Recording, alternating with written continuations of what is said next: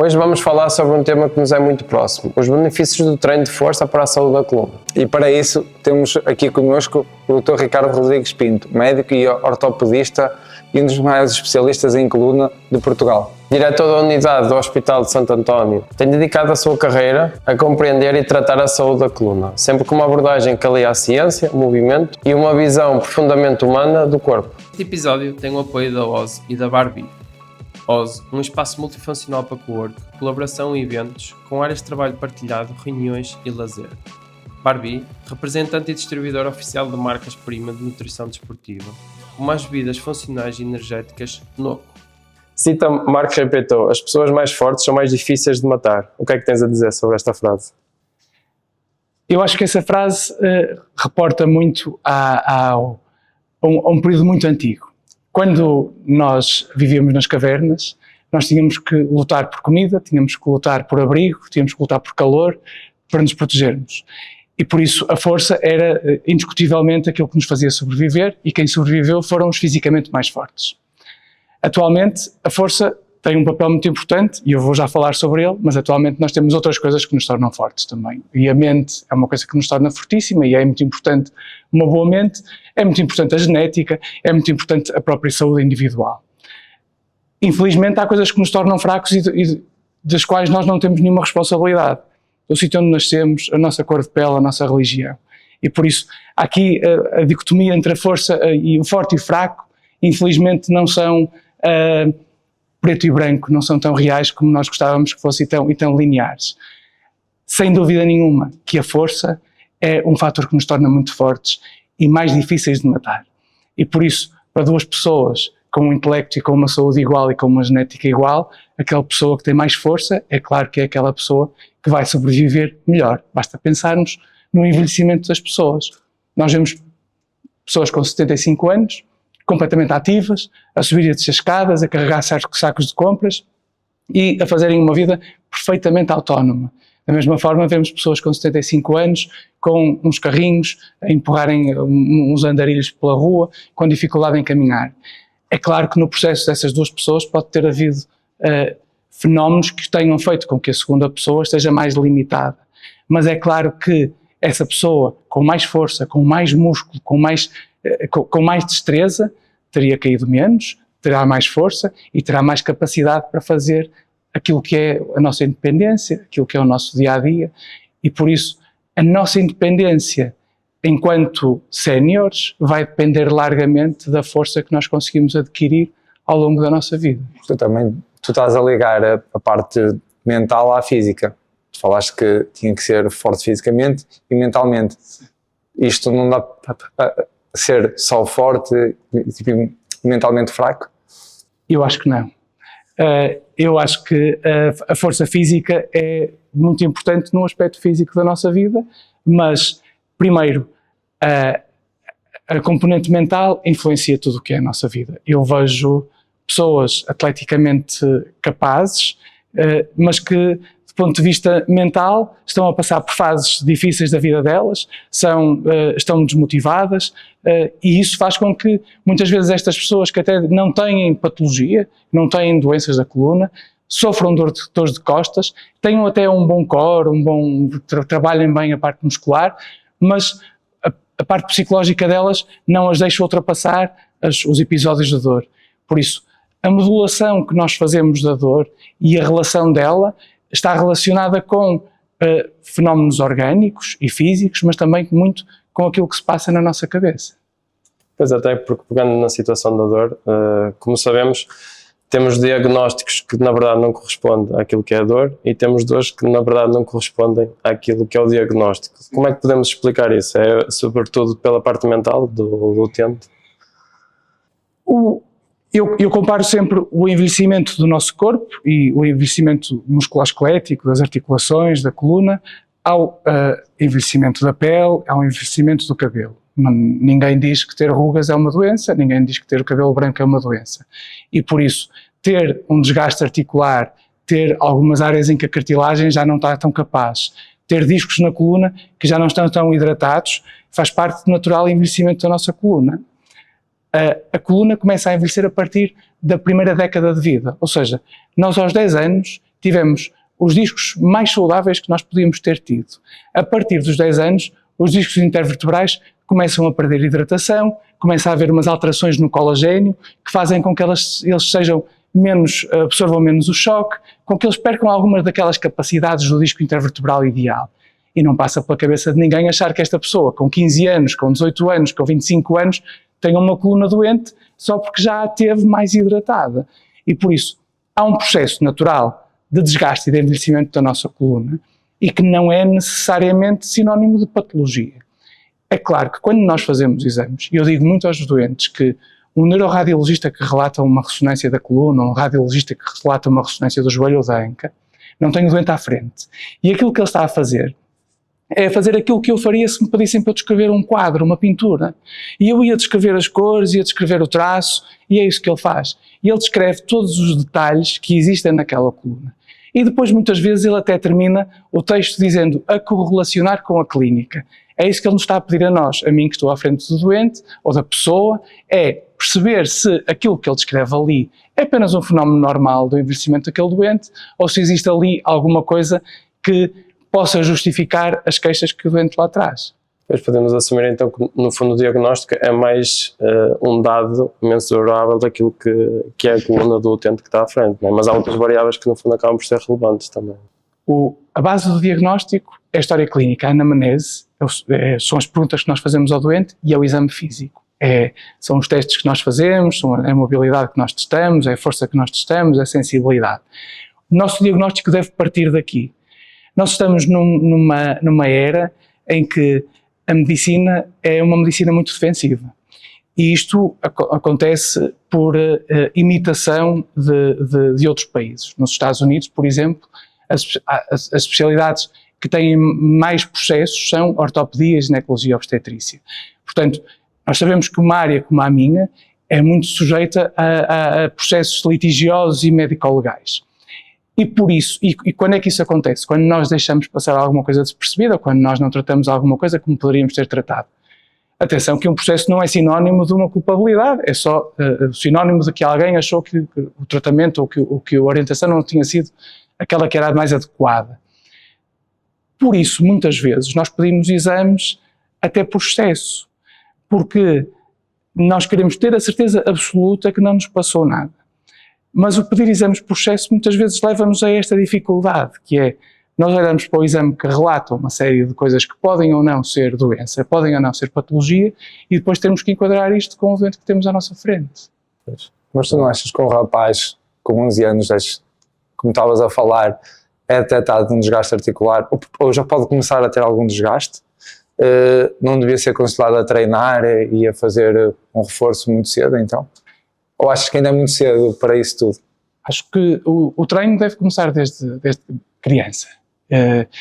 O desgaste articular que começa a aparecer a partir da primeira década de vida é um desgaste que só se detecta com exames. Não é uma coisa que seja visível nem que provoque sintomas, a não ser que exista alguma patologia e, infelizmente, existem doenças articulares que também afetam as crianças. Mas eu acho que o exercício físico é uma componente fundamental do crescimento das pessoas e do crescimento aos 5 anos, aos 3, aos 10, aos 15. É fundamental praticar exercício físico, seja ele qual for, com as diversas componentes que o exercício físico nos traz, a componente social que tem, os exercícios e os desportos de grupo, a componente individual que tem e mental que tem os desportos individuais e a componente que o treino de força tem, que pode servir como treino único, mas que serve sempre, na minha opinião, como complemento dos outros desportos. E ainda no outro dia eu li alguma coisa sobre isto, porque o treino de força é fundamental como complemento de qualquer desporto. Por exemplo, eu vejo muitos doentes, pessoas saudáveis, que praticam desportos unilaterais. O pádel está muito na moda, depois temos o ténis e temos o golfe. São desportos em que existe uma rotação em busca do tronco e que existe uma assimetria dos gestos. Estas pessoas tendem a ter dores, muitas vezes localizadas a uma das chakras ilíacas, muitas vezes localizadas a uma região lateral da coluna, aqui na região dorsal, contraturas musculares. É fácil perceber porque é que isto acontece. Estamos a falar de pessoas que fazem um gesto repetido, em que trabalham muito uma determinada amplitude, um determinado movimento e grupo muscular, mas que não compensam com o outro. Eu joguei ténis, eu quando jogava ténis tinha um treino físico. Os meus filhos, o meu filho joga ténis, joga futebol, a minha filha nadou, todos eles têm componentes de treino físico para dar esta estabilidade que o nosso corpo precisa para depois praticar os desportos com as particularidades que os desportos têm. Certo. Eu só estava aqui a pensar como é que essa mensagem é passada às pessoas, que há muitas pessoas que não têm noção que o treino de força tem assim tanto impacto, quer em atleta, quer em pessoas sedentárias. E então é muito cultural e muito tipo enraizado na cultura que tens que fazer desporto e tens que treinar. E esse tipo de mensagem de passar à pessoa é que é mais complexo. Sem irmos primeiro à parte do treino de força, deixa-me só manter só este ponto. No fundo era o treino de força que nós queremos falar e acho que é aquilo que vamos explorar mais daqui para a frente. Mas olhando aqui só para alguns, até porque já temos alguns dados estatísticos de que temos a população acima dos 25 anos, 30 anos, com protuções, hérnias e uma série de diagnósticos da coluna. Também já vimos visões que no fundo estão associadas àquilo que pode ser os antepassados, porque na verdade o que é que aconteceu? Nós tornámos-nos bípedes. Achas que o facto de nós tornarmos-nos bípedes é consequência ou melhor, estes diagnósticos é consequência de nós tornarmos bípedes? Se estivéssemos a caminhar em 4 apoios, a coisa continuava igual, não? Termos-nos tornado bípedes deu-nos o mundo, permitiu-nos libertar as mãos e permitiu-nos fazer uma coisa que é a oponência, que é o gesto de pinça, que torna o agarrar muito mais forte e que que nos dá a destreza manual. Permitiu-nos ver mais alto, ver mais ao longe, permitiu-nos trabalhar manualmente, de criar utensílios. Portanto, ser bípede foi o que nos distanciou dos outros animais. E durante esta evolução, em que nós passámos de quadrúpedes para bípedes, houve alterações no nosso corpo para nos adaptarmos a isto. Por exemplo, a nossa coluna atualmente tem 4 curvaturas. Atualmente, a coluna do homem moderno tem 4 curvaturas, uma lordose cervical, uma cifose torácica, uma lordose lombar e uma cifose sagrada. Isto é a curvatura normal da coluna de todas as pessoas, que umas podem ter mais acentuada ou menos e cujo acentuamento delas não é necessariamente patológico e a maior parte das vezes não é. Por isso, a nossa coluna adaptou-se a esta postura bípede e, na verdade, nós temos bastantes animais quadrúpedes com hérnias discais. E por isso, eu doutorei-me em Inglaterra no uso de células estaminais para regenerar o disco intervertebral. E um dos modelos que nós utilizamos é de um modelo animal. Há 2 raças de cães e as células dentro do disco intervertebral nos 2 tipos de cães são diferentes. E aquilo que se sabe é que as células de um dos tipos de cães, quando os cães têm esse tipo de células, habitualmente não têm nenhum problema de coluna. Mas os cães que têm umas células diferentes, são aquelas que nós temos, que costumam ter problemas de coluna. Portanto, há quem associe inclusivamente a degeneração do disco intervertebral à não existência daquelas células no estado adulto, que são células da notocorda, a não existência dessas células dentro do disco intervertebral. Por isso, aquilo que provoca a doença de coluna provavelmente é muito mais genético e a influência que faz com que o disco perca a hidratação e com que perca a capacidade de suster a carga, mais até do que a nossa posição bípede, que só nos trouxe vantagens. Voltamos então ao treino de força, que no fundo vai ser aquilo que nos vai preencher mais. Pronto, já percebemos exatamente que o treino de força é fundamental na saúde da coluna. De que forma é que nós conseguimos, ou melhor, qual é o papel fundamental do treino de força para no fundo, para essa prevenção de lesão da coluna, digamos? Na minha opinião, o treino de força deve ser utilizado para prevenir muitas lesões musculoesqueléticas e ósseas.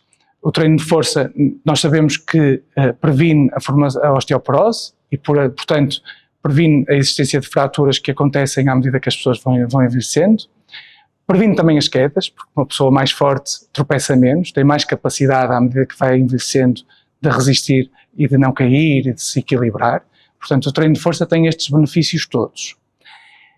Dentro da patologia de costas benigna, vamos falar daquela patologia em que os doentes não têm uma estenose, não têm uma hérnia, não têm nada que precise de um tratamento mais específico, de uma fisioterapia ou até de uma cirurgia, portanto, de um tratamento dirigido para aquela patologia, há muita gente que sofre de dor de costas. E uma boa parte dessa dor de costas resulta de desequilíbrios musculares que nós temos e que resultam do nosso cotidiano, do nosso dia-a-dia. Vou dar um exemplo. Eu opero muitas horas seguidas e quando opero sempre com ampliação. Ou de um microscópio, e o microscópio é uma coisa que eu tenho aqui à minha frente, mas eu estou estático a olhar para o microscópio e a trabalhar com as mãos aqui em baixo, ou com lupas, que são uns óculos que eu tenho, que têm umas lupas que ampliam, e depois um capacete que tem um projetor que me ilumina o campo cirúrgico. Isto é um peso que eu coloco na minha cabeça. E eu passo o tempo com a cabeça fletida. Portanto, estou a aumentar ainda mais a carga da minha cabeça que eu tenho que segurar.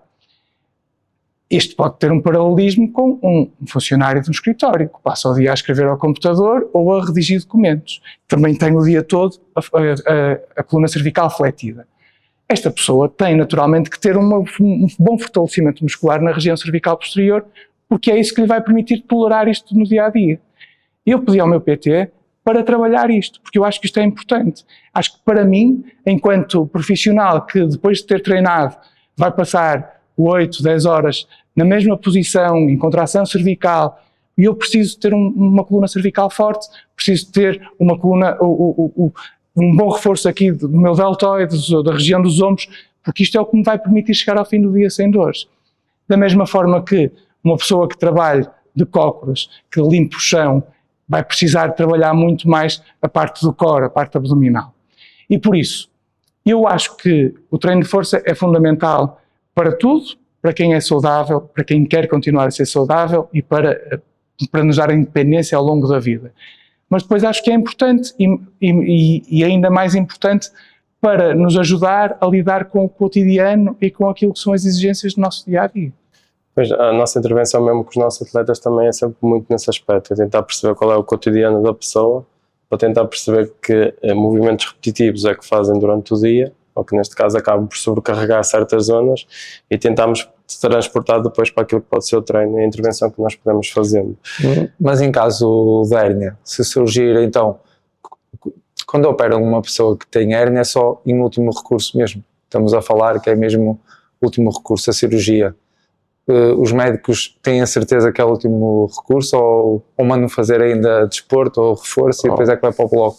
Isto está estudado.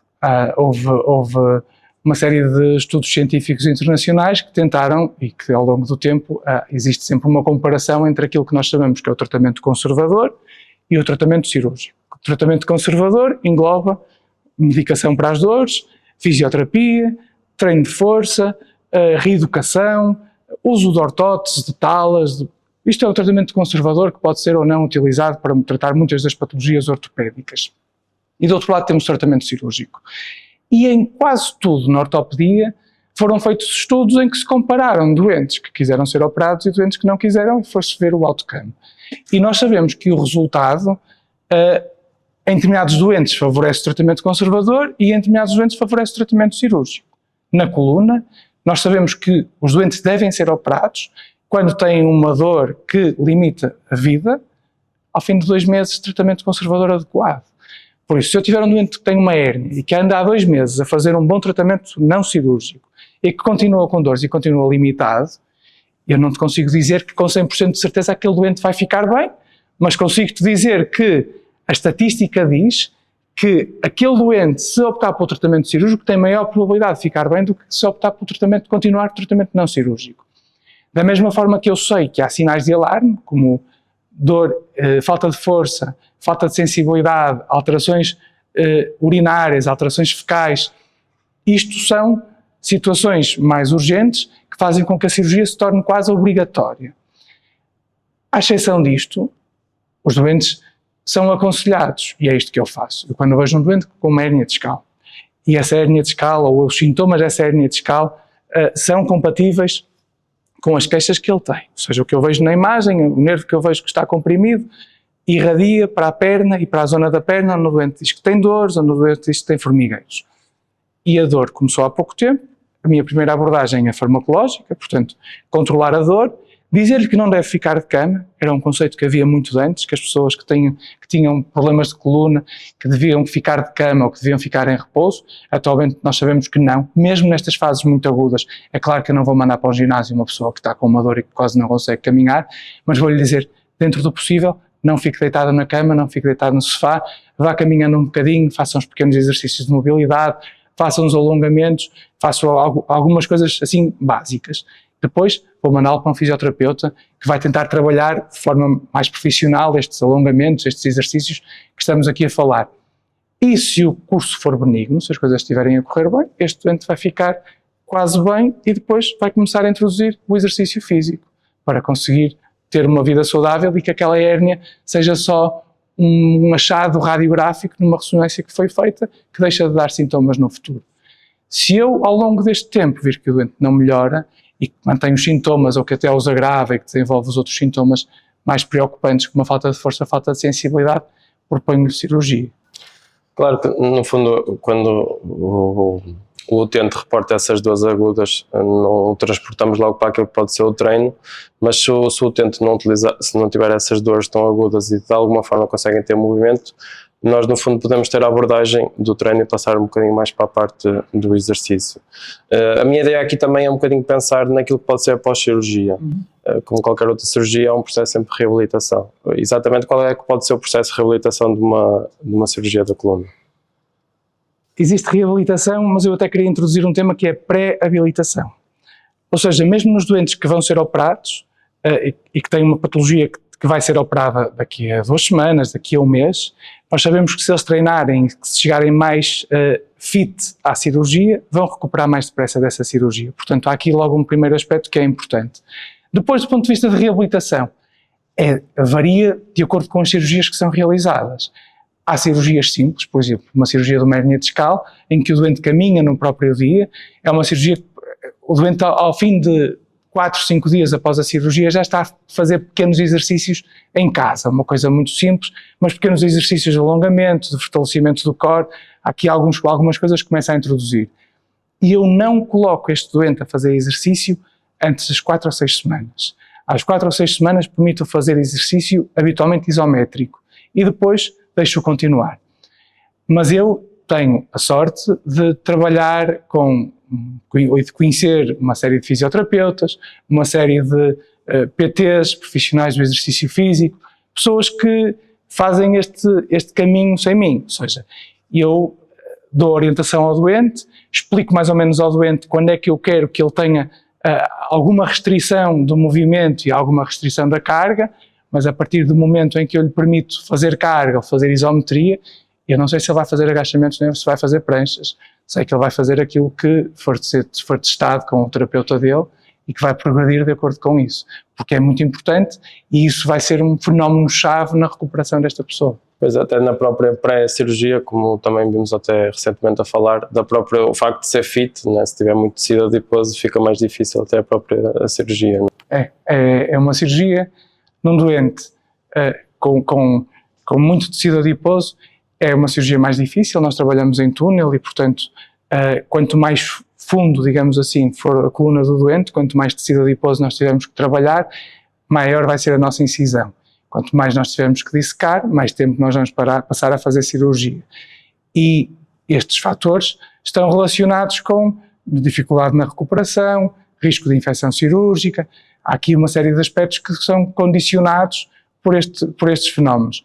Além de que um doente com excesso de peso também é um doente que muitas vezes tem outras comorbilidades associadas, diabetes, hipertensão, dislipidemia, e algumas delas também são fatores de risco para complicações pós-operatórias. Eu já tive atletas em que já fizeram cirurgia à hérnia e, passado uns anos, voltaram a ter as hérnias.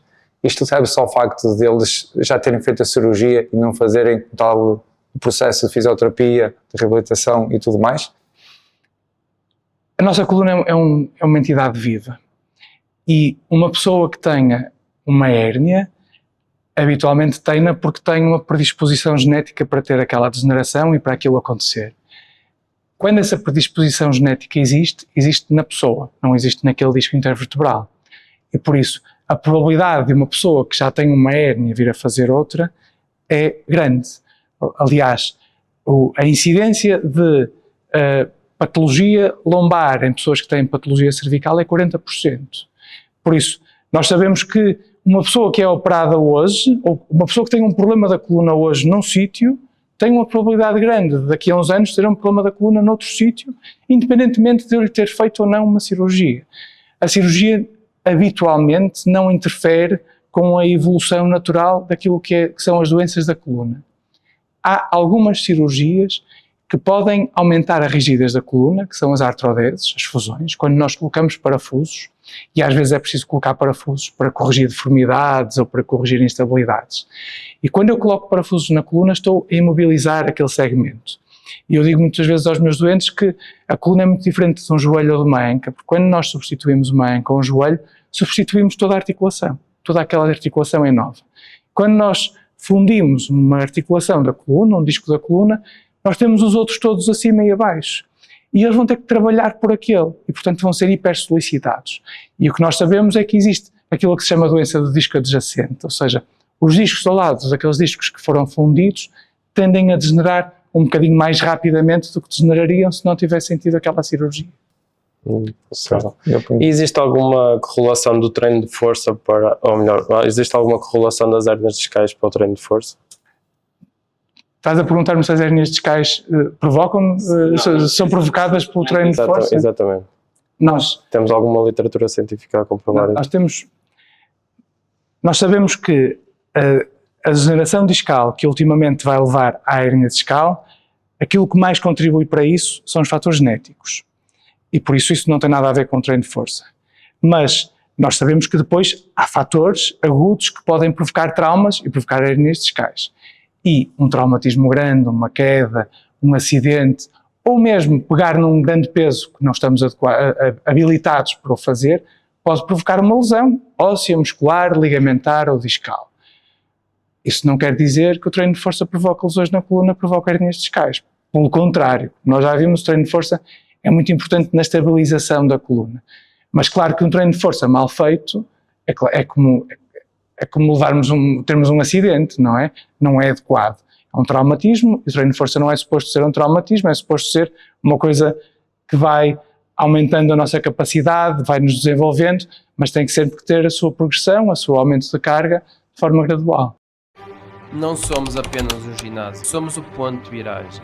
O lugar onde a força de um se torna a força de todos. Aqui não há atalhos, há consistência, há falhas, há um progresso e há uma equipa que não deixa de existir. Uma equipa que te acompanha, te conhece, que se importa tanto quanto tu. Comprometida com o teu percurso, mesmo nos dias em que duvidas de ti. Tu não precisas treinar mais, tu precisas treinar melhor. Cada pessoa que entra aqui traz um motivo, mas o que nos move é algo maior. Chamamos-lhe comunidade. Aquilo que dizemos é aquilo que fazemos. Bem-vindo ao Espaço TSL. Já falaste muito da postura, que não há uma postura correta ou incorreta. Tipo, digamos assim, quando estamos a dar um deadlift ou a fazer um deadlift, a postura que nós achamos ser incorreta faz mal então ou não? Okay. Não sei se é a questão correta. O deadlift é um stress grande para a nossa coluna. É, se calhar, dos exercícios de força, um daqueles que eu acho que é mais exigente. É um ótimo exercício, porque é um exercício que trabalha as cadeias posteriores, que são os grandes estabilizadores da coluna. Os isquiotibiais, os navieiros e os eretores da espinha. Portanto, o deadlift é um ótimo exercício para trabalhar a coluna, mas se eu puser uma pessoa a fazer um deadlift com uma carga que ela não é capaz, ela vai fazer uma lesão. E vai fazer uma lesão porque não vai fazê-lo de forma adequada. E por isso é que vocês têm a vossa forma de explicar como é que se faz o deadlift, e por isso é que é um exercício que é bastante técnico, é um exercício difícil de se fazer. É claro que nós, ao fazermos, eu ao conduzir posso ter um acidente para casa. Conduzir não provoca fraturas nem provoca lesões. Um deadlift mal feito pode provocar uma lesão. Um deadlift, na minha opinião, é um exercício que deve ser introduzido de forma gradual, e é preciso perceber até que ponto é que a pessoa percebe o exercício. a partir do momento em que o perceber, acho que é um ótimo exercício para fortalecer a nossa coluna. Correto. Sim, até porque no fundo, se olharmos para aquilo que vimos a falar sempre, é que no fundo precisamos dar carga, precisamos dar stress, principalmente os eretores da coluna e todos os nossos músculos estabilizadores da coluna, para termos uma coluna forte.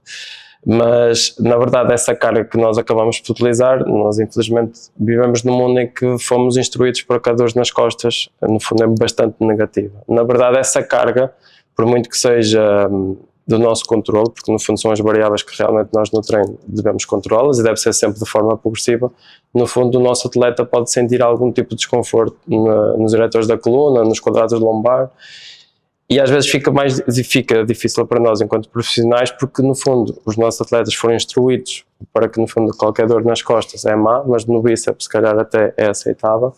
De que forma é que nós podemos explicar aos nossos atletas que no fundo é um músculo como os outros e que deve ser trabalhado dessa forma? E também pegando até na pergunta, quando é que a dor nas costas deixa de ser saudável? E eu acho que as pessoas conseguem ter noção daquilo que é o desconforto de alguma coisa que foi mal feita e daquilo que é a dor por tensão muscular pós-exercício. Todos nós já tivemos dor muscular depois de treinar. Aliás, não sei se será bom ou mau, mas eu quando saio de um treino e sinto dor muscular, até me sinto mais contente, até mando uma mensagem ao Pedro e digo: Pedro, hoje estiveste bem, porque eu estou aqui cansado, foi fixe. Portanto, esta dor, para nós que treinamos, até é um sinónimo de progressão e o aumento da carga e esta dificuldade. Nos músculos da coluna terá que naturalmente que ser a mesma coisa. E eu acho que nós, não me querendo meter na vossa área, o isolamento muscular é uma coisa difícil de se fazer. A coluna não trabalha sozinha, trabalha muito com os glúteos, por exemplo. E as pessoas quando trabalham glúteos, e eu quando trabalho glúteos, tenho sempre aqui uma dor aqui na região posterior da minha espinha ilíaca que é perfeitamente normal e que é uma dor que eu acho que é saudável e que até me faz caminhar mais direito, que até é assim aquela campainhazinha que eu tenho na cabeça a dizer: hoje treinaste pernas, hoje estás aqui mais direito, porque eu sinto mesmo que aquele músculo está mais ativo e eu percebo perfeitamente que isso é uma dor boa e que não é a dor de lesão. E eu sei isto porque eu já fui operado à coluna, já tive um problema de coluna, de vez em quando tenho dores de costas, para não dizer muitas vezes tenho dores de costas, e consigo perfeitamente distinguir aquilo que às vezes também pode acontecer no ginásio, que é eu pegar num peso e não estar, às vezes nem sequer estar concentrado para fazer aquilo e acabar por provocar uma pequena lesão, e acho que as pessoas têm essa noção. E nós temos que respeitar isso e temos que ter esta interação com a pessoa, que é ajudá-la a identificar a lesão e dizer: pronto, tiveste este problema, vamos fazer de outra forma. Mas depois há aqui outro problema que se chama cinesiofobia, que é o medo do movimento. Vamos imaginar que eu peguei num saco de compras, num saco de batatas, e que me magoei. E essa lesão que eu fiz é uma lesão evidente, ou seja, eu ao pegar naquele saco fiz um movimento de torção da minha coluna, fiz alguma coisa que me despertou dor e essa dor foi limitativa, provocou-me uma contratura muscular. Há aqui um ciclo vicioso, porque a nossa defesa à dor é sempre a contração muscular. A contração muscular provoca mais dor, mais contração muscular, e isto é um ciclo vicioso que demora a interromper. E portanto, durante o momento em que a minha cabeça se lembra, eu baixei-me, fiz este movimento e fiquei aqui preso, ou travado, como me diziam hoje numa consulta. Eu vou evitar fazer aquele movimento. A minha cabeça vai dizer: não faças isso, Ricardo, porque se fizeres vais-te magoar. Isto, cinesiofobia, quer dizer medo do movimento. E por isso, eu vou ter medo de fazer aquele movimento. O que é que isto vai fazer? Primeiro, do ponto de vista central, eu vou estar sensibilizado e vou achar que não devo fazer aquele movimento. Segundo, eu, ao não fazer esse movimento, vou deixar de trabalhar e de fortalecer determinado tipo de musculatura que eu precisava para fazer aquele movimento. Vamos falar sobre o agachamento. O agachamento faz mal. Olha, eu faço agachamento para me sentar numa cadeira, para me sentar no chão para brincar com os meus filhos, para ir à casa de banho, para apanhar roupa do chão, para fazer a cama, para ir buscar as panelas que estão no armário de baixo. O agachamento faz parte da minha vida. Se eu não me treinar para fazer agachamento, como é que eu vou conseguir fazer a minha vida do dia a dia? Não vou andar com aquelas coisas para apanhar os objetos que caem no chão. Isso é o problema de quem não treina a coluna para conseguir fazer as tarefas do dia a dia. Mas o que nós estamos também a questionar é que a maior parte dos nossos atletas chegam numa fase inicial com o mesmo medo de fazer deadlift ou de pegar em peso.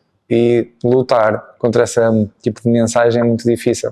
É o que estamos a tentar explicar. Até porque A maior parte das pessoas tem mesmo receio. Vamos fazer deadlift. Isso faz mal às costas. Até atualmente temos atletas que só o facto de dizermos deadlift, para eles, como associam que tiveram um histórico de lesão a fazer aquele movimento, já lhes dá arrepios, dizem mesmo que já há um arrepio. E então nós tentamos instruir de outras formas, até pegando às vezes em outros exemplos, e do agachamento é muito fácil, nós fazemos isso porque associamos àquilo que é o estilo de vida. E então pegar num objeto também pode ser interessante aqui para o deadlift, mas nós tentamos desconstruir o movimento em si e o nome e tentar explicar que de repente ela, quando dá por ela, já está a fazer o deadlift sem se aperceber e sente-se muito melhor.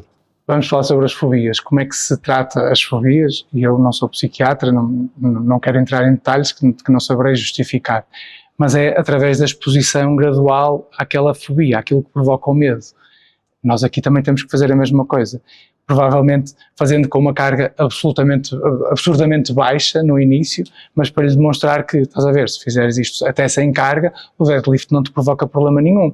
Agora faz com 5 kg, agora faz com 10, agora vamos fazer com 15, agora chega. Ok? Amanhã ou daqui a uns dias voltamos e começamos nos 10 e vamos ver até onde é que progredimos. E se calhar eu acho que nessas pessoas, até porque nas pessoas, às vezes podes ter pessoas com uma estrutura muscular fortíssima e que têm grandes desequilíbrios musculares. Se calhar são estas pessoas que estão aqui e conseguem fazer peito e costas e conseguem fazer quase tudo, mas depois não conseguem fazer um deadlift. Essa pessoa não vai ter a mesma capacidade de pegar em carga que tem nos outros grupos musculares. E até lhe vai parecer estranho, agora vou fazer isto com 10 kg, não faz sentido nenhum. Mas se calhar a lógica é essa. Se calhar a lógica é desconstruir, introduzir e explicar-lhe que aquela tarefa muscular que ele está a realizar, apesar de nas outras ele conseguir levantar uma carga absurda, ali ele só consegue levantar um bocadinho agora. E se calhar por isso, e por essa fragilidade e por esse desequilíbrio muscular que ele tem, é que ele tem dor de costas quando até está tão fit e até diz: doutor, eu vou ao ginásio todos os dias, como é que eu posso ter dor de costas? Porque também é isto, percebes? É identificar o que é que as pessoas estão a fazer no ginásio, se o ginásio está a fazer tudo o que é preciso, se a pessoa que está a treinar com ele está a identificar estas questões, não é? Esse teu atleta que não faz deadlift, se calhar também não faz, ou não faz, ou tenta não fazer outros exercícios semelhantes que trabalhariam os mesmos grupos musculares. Vai fugir sempre deles, não é? Não vai fazer um squat, não vai fazer um deadlift, não vai fazer uma prensa, porque lhe faz mal às costas. E, portanto, trabalhou peito, costas e braços e pernas, não trabalhou nada daquilo que é importante para a coluna lombar e está super fit, todo musculado, mas tem dor de costas. E é lógico que está aí. Até porque depois para a própria funcionalidade e longevidade e qualidade de vida já não a vai promover, porque no fundo, se nós esquecemos um bocadinho daquilo que são os eretores da coluna e aqueles os músculos que nos sustentam no pé, mais para a frente certamente vai ter problemas, até pode ter grandes grupos musculares em algumas zonas, mas se calhar aquelas que é o nosso core, a nossa parte fundamental, se calhar não está a ser bem reforçada. Pensa numa coisa, nós, a engenharia e a arquitetura fizeram prédios gigantescos no mundo e esses prédios são sempre estruturas sólidas, não é? Quem criou o corpo humano, como é que se lembrou de criar uma estrutura que é toda móvel, que está toda cheia de articulações? Não faz sentido nenhum, não é? Este eixo do nosso corpo que nos aguenta não está, não tem a rigidez que nós acharíamos que seria necessário para a vida que nós temos. E não tem porque nós precisamos da mobilidade e da flexibilidade da coluna para todas as tarefas do nosso dia-a-dia. Mas precisamente por causa desta dicotomia, deste absurdo de que nós temos uma estrutura fortíssima que pesa 80, 90, 100 quilos e depois não a temos sobre um pilar rígido, temos sobre um pilar que tem mobilidade, nós temos que ir buscar a rigidez ao outro lado, temos que ir buscar a estabilidade ao outro lado. E isso faz através daquilo que é a armadura do nosso corpo, que é a nossa musculatura. Até porque olhando para a coluna nós temos certas zonas que têm mais capacidade de mobilidade ou mais capacidade de flexão e de extensão sobretudo. Nós devemos promover mesmo assim alguma flexão e extensão, mesmo que sejam em zonas que não estão propícias para isso?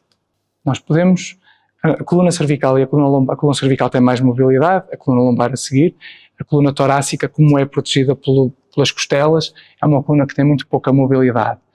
À custa de ter muito pouca mobilidade, também tem muito pouca patologia, porque é um movimento da coluna que provoca a degeneração do disco. Ou não é 100% verdade, mas é o movimento que leva a instabilidades que depois levam à degeneração do disco. O movimento é bom, mas as instabilidades que às vezes surgem podem provocar problemas. Nós devemos treinar a mobilidade e a força, são dois aspectos que nós devemos treinar, e devemos testar a mobilidade da nossa coluna e a mobilidade cervical e lombar. Olhando para estas questões, então, um pouco mais direcionadas para aquilo que é a mobilidade, nós também já temos algumas visões, até trazendo o nome Stuart McGill, que no fundo acaba por pedir mais estabilidade à nossa coluna do que propriamente mobilidade. De que forma é que nós tentamos encontrar aqui um ponto, porque também já vimos que algumas cirurgias são feitas para dar estabilidade do que propriamente mobilidade. Se nós tivéssemos que até colocar aqui uma espécie de um top, de tentar perceber o que é que seria melhor, talvez seja mobilidade primeiro e estabilidade depois, não seria mais ou menos esta a dinâmica? Sim, e a mobilidade é fundamental, a mobilidade é aquilo que nós todos defendemos, e por isso eu colocaria a mobilidade no primeiro ponto. Como eu dizia há pouco, a instabilidade é aquilo que leva muitas vezes a lesões. Quando nós fazemos um pequeno movimento e isso nos provoca dor, isso muitas vezes resulta de um movimento de instabilidade. E a forma que nós temos, e a forma como terapias manuais, como fisioterapia e como exercício físico depois ajudam a resolver este problema da dor, é através da criação da estabilidade.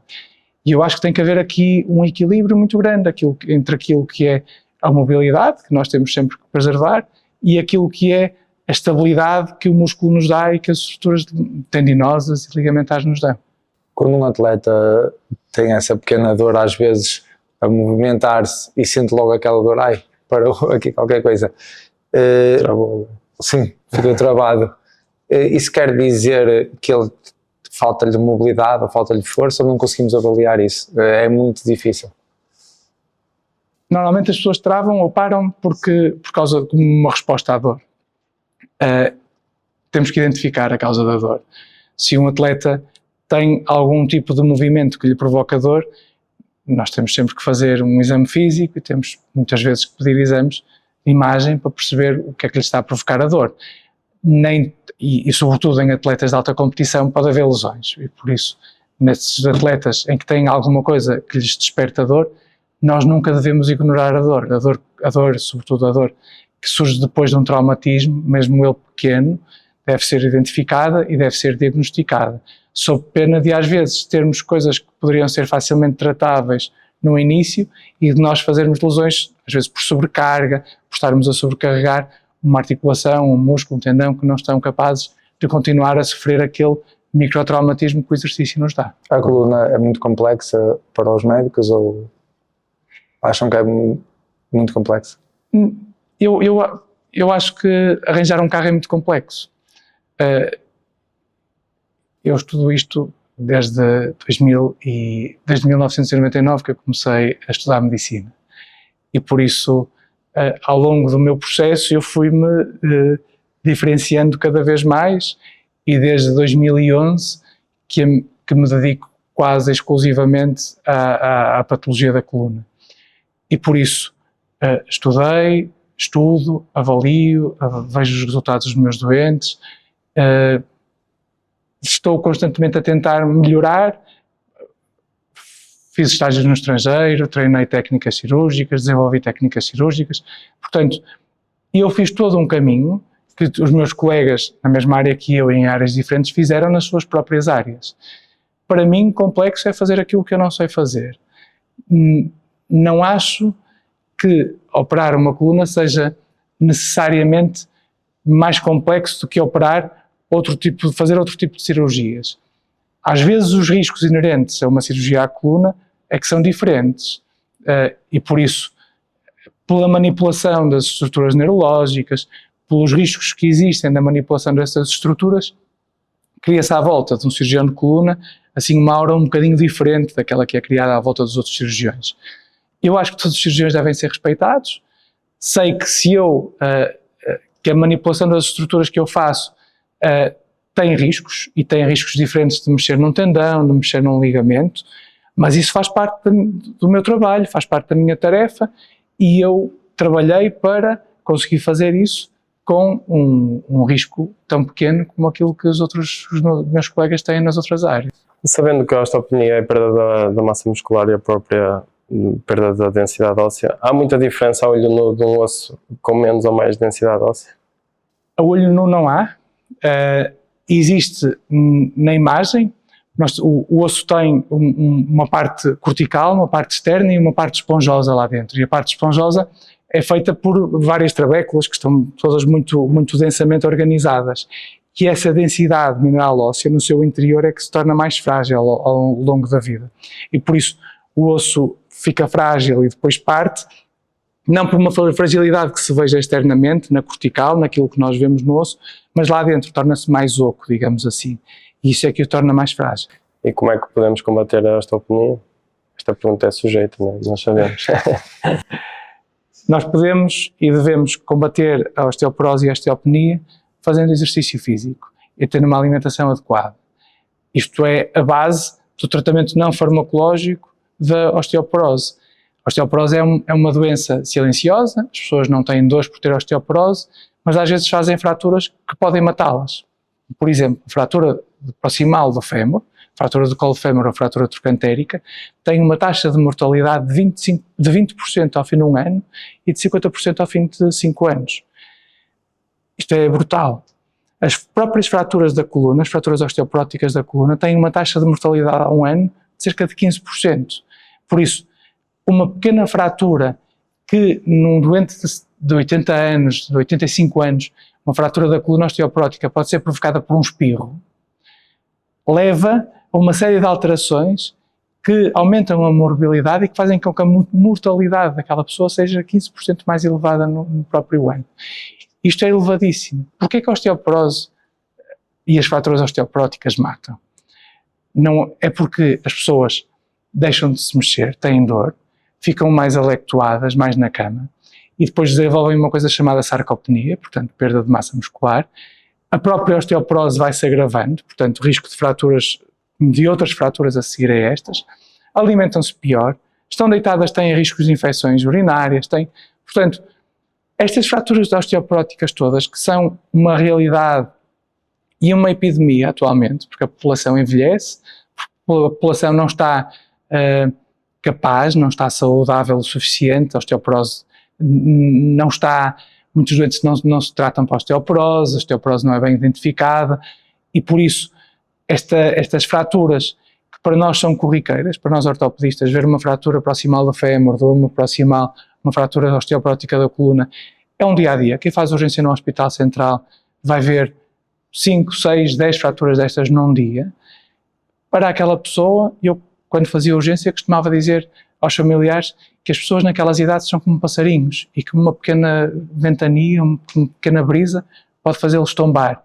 E às vezes estas fraturas que para nós são habituais, são fáceis de tratar do ponto de vista cirúrgico, mesmo bem tratadas, podem significar ali aquela gota a mais num copo que já estava perto de transbordar. Até porque o fémur é dos ossos mais compactos que nós temos e mais forte. O maior osso do nosso corpo, é o osso mais forte que nós temos, mas também é o que está mais sujeito a fraturas deste tipo.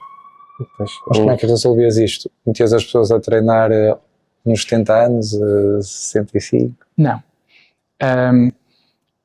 Primeiro é preciso fazer um rastreio de osteoporose adequado e é preciso identificar as pessoas que têm osteoporose e tratá-las. O treino de força é muito importante para prevenir, admito que aumenta a massa óssea, mas não pode ser prescrito como tratamento de osteoporose. O treino de força deve vir muito antes dos 70 anos, porque senão nós só estamos a tentar recuperar aquilo que devíamos ter conseguido. Portanto, há vários motivos para se ter osteoporose e nem todos eles têm, há motivos endocrinológicos endócrinos que levam à existência da osteoporose e em relação a isso nós não podemos, não é o exercício físico que os vai tratar, nem a alimentação, são outros tipos de suplementações e medicação. Mas para aquela osteoporose que nós costumamos conhecer, aquela que nós mais lidamos, o exercício físico sabemos que consegue aumentar a força muscular, consegue aumentar a densidade mineral óssea e depois consegue evitar as quedas, que também é muito importante, porque se as pessoas não caírem, não partem. Sim. E vocês conseguem ter, acredito que sim, né? Referências, no fundo, exemplos que vocês têm de utentes que simplesmente aparecem lá numa primeira consulta com uma densidade óssea muito reduzida e passados uns tempos após a intervenção de treino ou até mesmo de outras intervenções, a densidade óssea seja totalmente diferente.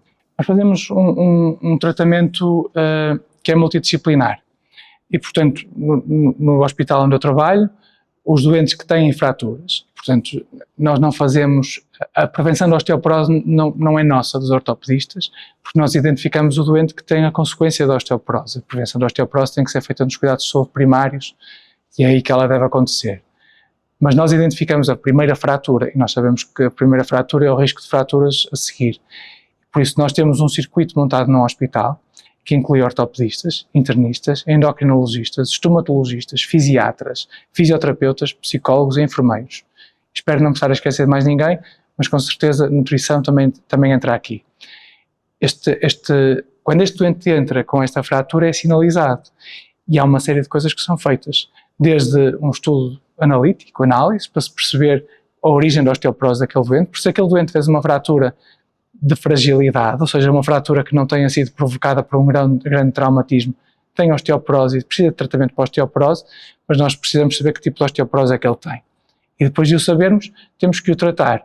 Mas ao mesmo tempo que o sabemos e que o tratamos, temos que o reabilitar da fratura que ele fez e que o reabilitar e lhe dar força muscular para lhe impedir as quedas subsequentes e de o educar também para não cair.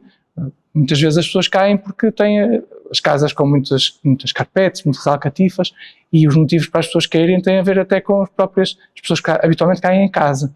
E têm a ver com estas irregularidades que nós encontramos em casa e que também têm que ser ensinadas e que as pessoas idosas têm que conseguir tentar prevenir para não cair. E isto da sarcopenia, no fundo, ao longo da nossa vida, nós vamos ter sempre tendência, isso já é biologicamente certo, né? Que vamos perder a nossa densidade óssea e a nossa massa muscular. Vocês recebem no hospital, ou mesmo com fraturas com um malto muito jovem? No fundo vai ser sempre pessoas com mais idade, mas tem algum exemplo de pessoas com menos idade a terem fraturas associadas à osteoporose? Só em pessoas que têm osteoporose patológica. Há pessoas que têm osteoporose precoce ou que fazem medicamentos que levam a osteoporose. Por exemplo, quem faz corticoterapia, quem faz corticoides de forma prolongada, acaba por ter osteoporose em idades muito mais jovens e a fazer fraturas de fragilidade nessas idades. São as tais outras doenças ou outras coisas que estão aqui à volta e que provocam osteoporose que não são tão fáceis de controlar e identificar. Se treinar a vida toda, dá para chegar a essa idade jovem ou com a articulação boa? Se treinares a vida toda, vais chegar a uma idade avançada muito melhor do que se não tiveres treinado. Eu espero e sabemos que o exercício físico tem alguns efeitos benéficos também do ponto de vista mental, mas infelizmente a parte cognitiva e o envelhecimento da população tem-nos mostrado isto mesmo. Nós vemos muitas pessoas com 90 e tal anos, mas que do ponto de vista cognitivo já se deterioraram muito, que já não têm uma vida de relação, que já não conseguem identificar as pessoas com quem vivem. E por isso, se tu treinares muito, vais chegar melhor a essa altura e espero que não tenhas os outros problemas de saúde, genéticos, mentais, que infelizmente podem prejudicar a nossa longevidade. Sem dúvida, não posso esquecer de treinar o cérebro também. E o cérebro treina-se também. E a memória treina-se e este exercício que nós devemos fazer deve ser feito com todos os músculos e com a memória também. Claro. Qual é a melhor lição que recebeste ou aprendeste para alcançar os teus objetivos? Eu não tenho uma lição que eu tenha recebido. Eu considero-me uma pessoa muito bem sucedida do ponto de vista pessoal e profissional. Tenho uma vida muito estável, feliz, vivo bem e sinto-me muito concretizado nas minhas atividades profissionais, quer a minha parte médica e assistencial, a parte científica e a parte do ensino. Sinto-me muito concretizado. Acho que era difícil, com 45 anos, eu estar melhor. Mas eu acho que eu tive muitas coisas que me correram mal na vida, tive muitos fracassos.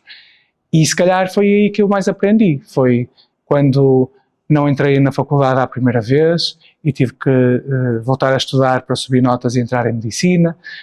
Foi quando tive uma primeira proposta para fazer um doutoramento, essa proposta foi recusada, e eu depois, quando fiz a segunda, fui a uma instituição até com muito mais prestígio do que a primeira, e até consegui entrar no doutoramento da Gulbenkian, que era uma coisa muito melhor, mas eu fiquei tristíssimo quando não consegui fazer o doutoramento da primeira vez. Por isso, eu tive, ao longo da minha vida profissional, algumas coisas que me deixaram muito triste, mas eu acho que essas coisas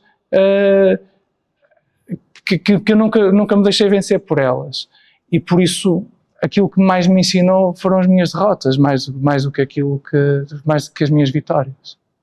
E qual é a missão seguinte agora? Já que esse nível dos 45 anos está tão alto, e agora, a partir de agora? Qual é a missão? A missão seguinte é... Eu, ao longo dos últimos anos, acho que tenho conseguido perceber melhor os meus doentes. Eu tenho a felicidade, uma coisa que me correu mal e que eu estou a dizer felicidade, de ter sido um doente de coluna. E eu às vezes não preciso que os doentes me expliquem quase nada. Eu vejo-os entrar e eu sei o que eles vão dizer. E eles vão-me descrever uma série de coisas pelas quais eu já passei. E por isso, eu consigo identificar-me com muitas das coisas que ali acontecem. E consigo, neste momento, e acho que tenho conseguido ao longo dos últimos anos, criar uma rede à minha volta. Uma rede de colegas médicos que me referenciam doentes, porque acreditam em mim e porque confiam em mim, de doentes que me referenciam doentes, pelo mesmo motivo, e depois de uma rede ajusante de profissionais de saúde, de fisioterapeutas, de fisiatras, de PTs, de pessoas que me ajudam a tornar a experiência do meu doente melhor. E por isso eu acho que aquilo que eu gostava, e que é difícil no contexto da medicina atual, era ter esta estrutura montada de forma a que eu conseguisse oferecer tudo ao meu doente. O doente não fica bem só por causa da minha cirurgia bem feita.